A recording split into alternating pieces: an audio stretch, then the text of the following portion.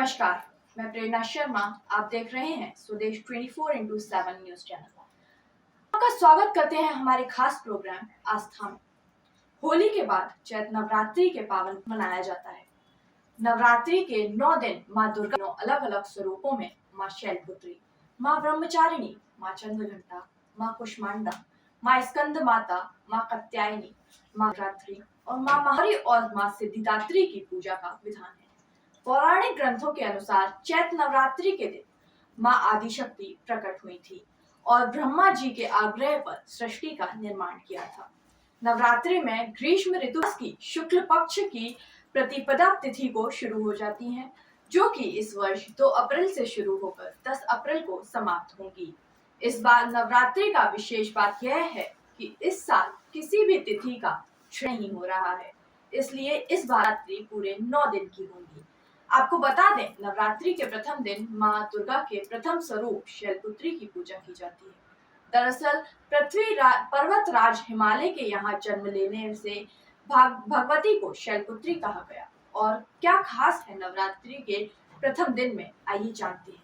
और आखिर देवी शैलपुत्री के स्वरूप की क्या कहानी है। और माँ शैलपुत्री की कहानी कुछ इस प्रकार है। एक बार प्रजापति दक्ष ने यज्ञ करवाने का फैसला लिया। इसके लिए उन्होंने सभी देवी देवताओं को निमंत्रण भेजा, लेकिन भगवान शिव को नहीं भेजा। देवी सती भली भांति जानती थीं कि उनके पास निमंत्रण आएगा, लेकिन ऐसा नहीं हुआ। वो उस यज्ञ में जाने के लिए बेचैन थी, लेकिन भगवान शिव ने मना कर दिया। उन्होंने कहा कि यज्ञ में जाने के लिए उनके पास कोई भी निमंत्रण नहीं आया है और इसलिए वहाँ जाना उचित नहीं है। सती नहीं मानी और बार बार यज्ञ में जाने का आग्रह करती रहीं।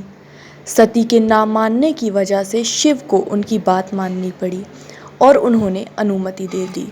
तो वहीं सती जब अपने पिता प्रजापति दक्ष के यहाँ पहुँची तो देखा कि कोई भी उनसे आदर और प्रेम के साथ बातचीत नहीं कर रहा है। सारे लोग मुंह फेरे हुए हैं।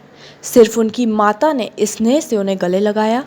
उनकी बाकी बहनें उनका उपहास उड़ा रही हैं और सती के पति भगवान शिव को भी तिरस्कृत कर रही हैं।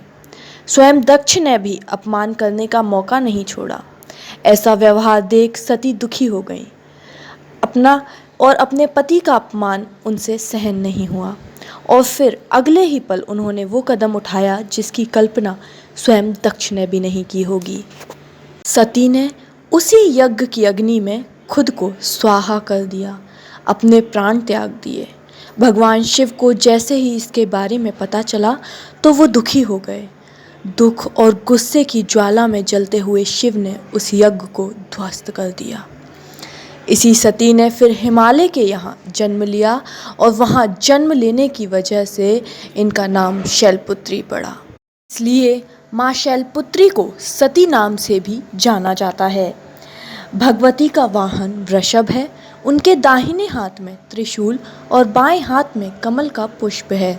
प्रथम दिन माँ की उपासना में योगी अपने मन को मूलाधार चक्र में स्थित करते हैं।